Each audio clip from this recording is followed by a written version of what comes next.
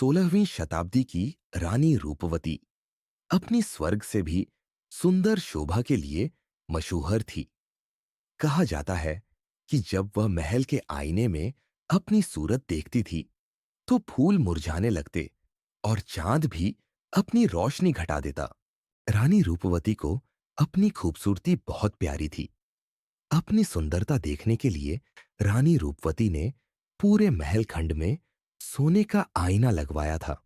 रानी रूपवती की सुंदरता पर केवल राज्य ही नहीं बल्कि दूर दूर के शासक भी मोहित थे। उसके रूप का वर्णन करने के लिए कवियों के पास शब्द नहीं थे। लेकिन उसकी सबसे बड़ी कमजोरी उसकी सुंदरता थी। वह इसे समय की धूल से बचाना चाहती थी। एक रात महल में एक अजीब घटना हुई।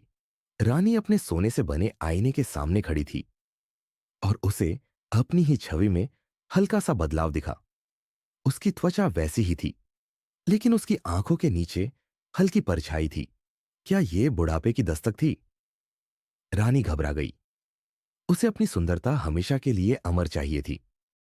रानी महल के पुस्तकालय में गई एक प्राचीन किताब ढूंढती है जिसमें खूबसूरती के अमर होने का उपाय लिखा था।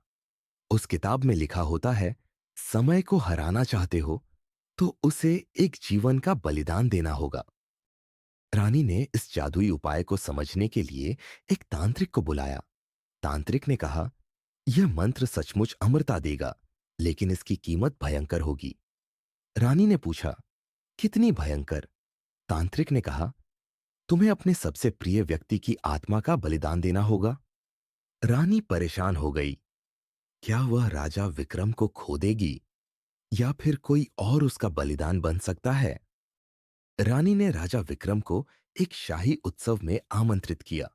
यह उत्सव भव्य था। सोने चांदी से सजे दरबार, महंगे परिधानों में दरबारी और मधुर संगीत। लेकिन किसी को यह नहीं पता था कि यह उत्सव बलिदान के लिए आयोजित किया गया है। रात गहराने लगी और अचानक तांत्रिक ने राजा की ओर इशारा किया। यही बलिदान होगा। रानी थोड़ा डरी, लेकिन अपने सौंदर्य के जुनून के आगे वह कुछ भी कर सकती थी। उसने धीरे से हामी भरी और जैसे ही बलिदान हुआ, राजा विक्रम एक भयावह चीख साथ गिर पड़ा। उसकी आत्मा एक अंधेरे धुएं में बदल गई और रानी के चेहरे में समाहित हो गई। रानी दर्पण के सामने गई।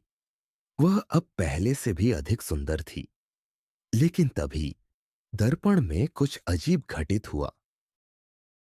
रानी आईने में देख रही थी, लेकिन जैसे ही उसने आंखें घुमाई, आईने में उसकी छवि बदल गई। अब वहां उसका चेहरा नहीं, बल्कि राजा की पीड़ा से भरी आंखें थी। तांत्रिक ने हंसकर कहा, तुमने सुंदरता को चुना, लेकिन अब तुम्हारा चेहरा हकीकत में नहीं रहेगा।